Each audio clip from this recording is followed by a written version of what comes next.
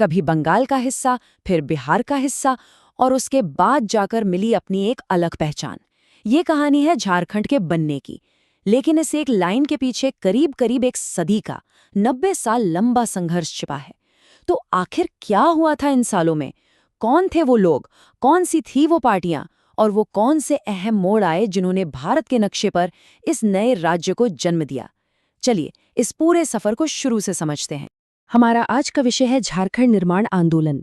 ये एक ऐसा आंदोलन था जो अपनी पहचान और राज्य के दर्जे के लिए पूरे 90 साल तक चला। ये यकीनन भारत के सबसे लंबे और सबसे सुनियोजित राज्य निर्माण आंदोलनों में से एक गिना जाता है। हम इसके हर एक पड़ाव को, हर एक चरण को विस्तार से समझने की कोशिश करेंगे। अच्छा, इस पूरे विश्लेषण को आसानी से समझने के लिए हमने इसे 5 हिस्सों में बांटा है। सबसे पहले हम देखेंगे कि ये 90 साल का संघर्ष आखिर था क्या। फिर हम आंदोलन की जड़ों तक जाएंगे, जहां से ये सारी कहानी शुरू हुई। उसके बाद जयपाल सिंह मुंडा का दौर आएगा, फिर नई पार्टियों का उदय, और आखिर में हम राज्य बनने तक के अंतिम रास्ते को देखेंगे। तो चलिए शुरू करते हैं। तो सबसे पहले एक नज़र डालते हैं इस लंबे संघर्ष के पूरे टाइम फ्रेम पर और इसकी ऐतिहासिक पृष्ठभूमि पर। ये समझना बहुत जरूरी है कि झारखंड की मांग कोई एक दिन में या अचानक से नहीं उठी। नहीं, बिल्कुल नहीं, बल्कि ये दशकों तक चले प्रशासनिक बदलावों और इस क्षेत्र की सामाजिक राजनीतिक आकांक्षाओं का एक नतीजा थी, जिसकी जड़ें बहुत बहुत गहरी। जरा इस टाइमलाइन पर गौर कीजिए। साल 1912 से पहले आज का जो झारखंड, बिहार, उड़ीसा है, ये पूरा का पूरा इलाका विशाल बंगाल प्रांत का हिस्सा हुआ करता था। फिर 1912 में बिहार और उड़ीसा को बंगाल से अलग करके एक नया प्रांत बनाया गया। इसके भी 24 साल बाद 1936 में उड़ीसा को बिहार से अलग कर दिया गया, और आखिर में एक लंबे आंदोलन के बाद 15 नवंबर साल 2000 को दक्षिणी बिहार के आदिवासी बहुल इलाके को अलग करके झारखंड राज्य का गठन हुआ। ये सारे बदलाव इस क्षेत्र के राजनीतिक भूगोल को समझने के लिए बहुत महत्वपूर्ण हैं। 90 साल, जरा सोचिए इस आंकड़े के बारे में। एक आंदोलन जो 1912 में कुछ छात्रों के एक छोटे से संगठन से शुरू होता है, वो साल 2000 में जाकर एक पूरे राज्य के गठन के साथ अपने अंजाम तक पहुंचता है। ये संख्या ही अपने आप में इस आंदोलन में शामिल लोगों के धैर्य, उनकी लगन और पीढ़ी दर पीढ़ी चले उनके लंबे संघर्ष की पूरी कहानी बयां करती है। चलिए अब इस कहानी के पहले चरण में चलते हैं और देखते हैं कि इस बड़े आंदोलन का बीज आखिर कैसे बोया गया। और सबसे दिलचस्प बात यह है कि शुरुआत में ये आंदोलन वैसा राजनीतिक नहीं था जैसा हम आज समझते हैं। इसका मुख्य फोकस तो आदिवासी समुदायों के सामाजिक और आर्थिक विकास पर था। इस पूरे आंदोलन के संदर्भ में जो सबसे पहला और सबसे महत्वपूर्ण नाम लिया जाता है, वो है जे बार्थोलोमन का। इन्हें झारखंड आंदोलन का जनक भी कहा जाता है। उन्होंने 1912 में क्रिश्चियन स्टूडेंट्स ऑर्गेनाइजेशन की स्थापना की थी। अब ध्यान देने वाली बात यह है कि ये कोई राजनीतिक पार्टी नहीं थी। इसका मकसद था गरीब आदिवासी छात्रों की मदद करना, लेकिन फिर भी एक अलग पहचान के लिए इस क्षेत्र में इसे पहला संगठित प्रयास माना जाता है। जे बार्थोलोमन की शुरुआत के बाद एक एक करके कई और संगठन सामने आए।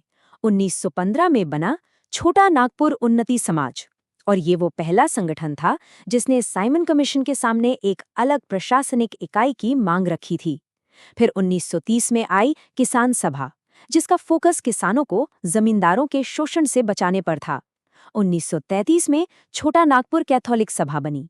इसके अलावा मुंडा सभा और हो मालतोमरांग सभा जैसे संगठन भी थे।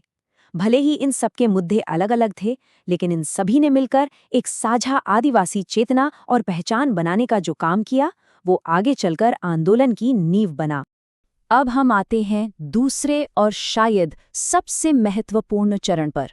ये वो दौर था जब आंदोलन का राजनीतिकरण हुआ, जब छोटे छोटे सामाजिक संगठन मिलकर एक बड़ी राजनीतिक ताकत बने। और इसका पूरा श्रेय एक ऐसे करिश्माई नेता को जाता है जिन्होंने इस आंदोलन को एक नई दिशा, एक नई आवाज दी। ये आंदोलन के इतिहास का एक बहुत बड़ा टर्निंग पॉइंट था। तारीख थी 31 मई 1938। रांची में एक बैठक हुई और जो पिछले चरण के 5 बड़े आदिवासी संगठन थे, उन सब ने मिलकर एक होने का फैसला किया और आदिवासी महासभा का गठन किया। ये बिखरी हुई ताकतों को एक झंडे के नीचे लाने का एक बहुत बड़ा कदम था। इस एक विलय ने आंदोलन को पहले से कहीं ज्यादा संगठित और शक्तिशाली बना दिया। और फिर 1939 में इस आंदोलन को मिले जयपाल सिंह मुंडा। वो एक असाधारण व्यक्ति थे, ऑक्सफोर्ड से पढ़े हुए और भारतीय हॉकी टीम के कप्तान, जिन्होंने 1928 में भारत को ओलंपिक गोल्ड मेडल जिताया था। जब वो 1939 में आदिवासी महासभा के अध्यक्ष बने तो उनके करिश्माई नेतृत्व ने आदिवासियों को इतना प्रभावित किया कि लोगों ने उन्हें मारंग गोमके कहना शुरू कर दिया, जिसका मतलब होता है महान गुरु या द ग्रेट गुरु। उन्होंने ही इस क्षेत्रीय आंदोलन को एक मजबूत राजनीतिक पहचान दी और इसे राष्ट्रीय मंच पर पहुंचाया। जयपाल सिंह के नेतृत्व में एक और बड़ा बदलाव हुआ। आदिवासी महासभा का नाम बदलकर झारखंड पार्टी कर दिया गया, और ये बहुत जरूरी था कि पार्टी के दरवाजे गैर आदिवासियों के लिए भी खोल दिए गए। इसका नतीजा शानदार रहा। 1952 के बिहार विधानसभा चुनाव में झारखंड पार्टी ने 33 सीटें जीती और विधानसभा में मुख्य विपक्षी दल बन गई। ये इस आंदोलन का राजनीतिक शिखर था। लेकिन कहानी में एक मोड़ आया। 1952 में 33 सीटों के शिखर के बाद पार्टी का प्रदर्शन धीरे धीरे गिरने लगा। 1957 में पार्टी को 32 सीटें मिली, जो लगभग बराबर थीं, लेकिन 1962 तक ये संख्या घटकर सिर्फ 20 रह गई। इसके पीछे कई कारण थे। राज्य पुनर्गठन आयोग ने झारखंड की मांग खारिज कर दी थी और पार्टी के अंदर भी मतभेद बढ़ने लगे थे। इसी घटते राजनीतिक प्रभाव का नतीजा था कि 1963 में जयपाल सिंह मुंडा ने झारखंड पार्टी का कांग्रेस में विलय कर दिया। इस एक कदम ने आंदोलन को बहुत बड़ा झटका दिया। कांग्रेस में विलय के बाद तो जैसे आंदोलन में एक खालीपन सा आ गया, एक ठहराव। कई लोगों को लगने लगा कि अब शायद अलग झारखंड की मांग हमेशा के लिए खत्म हो गई है। लेकिन ये ठहराव बस कुछ वक्त के लिए था। ये जो तीसरा चरण है, ये पहले आंदोलन के बिखरने और फिर एक नए नेतृत्व और नई ऊर्जा के साथ दोबारा उठ खड़े होने की कहानी है। तो हुआ ये कि 1963 के विलय के बाद झारखंड आंदोलन कई छोटे छोटे गुटों में बट गया, जैसे 1965 में बना बिरसा सेवा दल। लेकिन असली बदलाव आया 1970 के दशक में। तारीख थी 4 फरवरी 1973। धनबाद में विनोद बिहारी महतो और शिबू सोरेन जैसे नेताओं ने मिलकर झारखंड मुक्ति मोर्चा यानी जेएमएम की स्थापना की। जेएमएम की खासियत ये थी कि इसने न केवल आदिवासियों बल्कि इस क्षेत्र के दूसरे शोषित गैर आदिवासी समुदायों को भी अपने साथ जोड़ा। इस एक कदम ने आंदोलन में एक नई जान फूंक दी। इस नई लहर में हमें 3 बड़े संगठन देखने को मिलते हैं। एक तो जेएमएम, जिसने आंदोलन को एक मजबूत जमीनी आधार दिया। फिर 1986 में बना एजेएसयू यानी ऑल झारखंड स्टूडेंट्स यूनियन। इन्होंने असम के छात्र आंदोलन से प्रेरणा ली और युवाओं को आंदोलन से जोड़कर इसे और ज्यादा आक्रामक बनाया। और शायद सबसे महत्वपूर्ण था 1987 में बनी झारखंड समन्वय समिति यानी जेसीसी। इसने उस वक्त के 53 अलग अलग छोटे बड़े संगठनों को एक साथ एक मंच पर लाकर खड़ा कर दिया, जिससे आंदोलन फिर से एकजुट और मजबूत हो गया। और अब हम पहुंचते हैं कहानी के अंतिम चरण पर। ये वो दौर था जब दशकों का संघर्ष और सड़कों पर हुआ आंदोलन आखिरकार दिल्ली की राजनीतिक मेजों तक पहुंचा। ये चरण हाई लेवल पॉलिटिकल बातचीत, कमिटियों और अंत में कानूनी कार्रवाई का दौर था। राज्य बनने का कानूनी सफर इन 4 कदमों से होकर गुजरा। 1989 में केंद्र सरकार ने झारखंड के मामलों पर एक कमेटी बनाई। फिर 1995 में झारखंड एरिया ऑटोनोमस काउंसिल, जिसे जेएएससी कहते हैं, उसका गठन हुआ। इससे क्षेत्र को कुछ स्वायत्ता तो मिली, लेकिन ये पूर्ण राज्य का दर्जा नहीं था।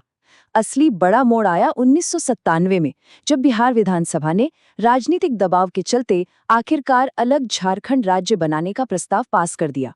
बस इसी प्रस्ताव ने केंद्र सरकार के लिए बिल लाने का रास्ता साफ कर दिया। साल 2000 में तो घटनाएं बहुत तेजी से घटी। 25 अप्रैल को बिहार सरकार ने बिहार पुनर्गठन विधेयक को मंजूरी दे दी। 2 अगस्त को ये बिल लोकसभा से पास हो गया। सिर्फ 9 दिन बाद 11 अगस्त को ये राज्यसभा से भी पारित हो गया। 25 अगस्त को तत्कालीन राष्ट्रपति के.आर. नारायणन ने इस पर अपने हस्ताक्षर किए और आखिरकार 15 नवंबर 2000 को महान स्वतंत्रता सेनानी बिरसा मुंडा की जयंती के दिन झारखंड भारत का 28वां राज्य बन गया। उस ऐतिहासिक समय में भारत के राष्ट्रपति थे के.आर. नारायणन और प्रधानमंत्री थे अटल बिहारी वाजपेयी, जिनकी एनडीए सरकार ने इस विधेयक को संसद में पेश किया था। और उस समय बिहार की मुख्यमंत्री थीं राबड़ी देवी। अच्छा, जब नया राज्य बना तो उसके पहले पदाधिकारी भी नियुक्त हुए, ये भी याद रखना जरूरी है। झारखंड के पहले राज्यपाल बने प्रभात कुमार। पहले मुख्यमंत्री का पद संभाला बीजेपी के बाबूलाल मरांडी ने और विधानसभा के पहले अध्यक्ष बने इंदर सिंह नामधारी। ये कोई छोटा मोटा पुनर्गठन नहीं था। नया झारखंड राज्य अविभाजित बिहार के दक्षिणी हिस्से के लगभग 46% भूभाग को अलग करके बनाया गया था।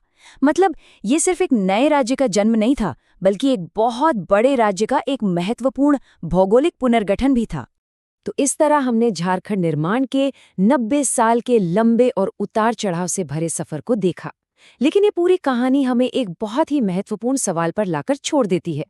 इतने लंबे और कठिन संघर्ष के बाद जब एक नया राज्य बनता है तो उसे अपनी उन्हीं मूल आकांक्षाओं को पूरा करने में आखिर किन बड़ी चुनौतियों का सामना करना पड़ता है। वो आकांक्षाएं जिनके लिए ये पूरा आंदोलन लड़ा गया था, जैसे सामाजिक न्याय, आर्थिक विकास और सांस्कृतिक पहचान। इस पर सोचना बहुत जरूरी है।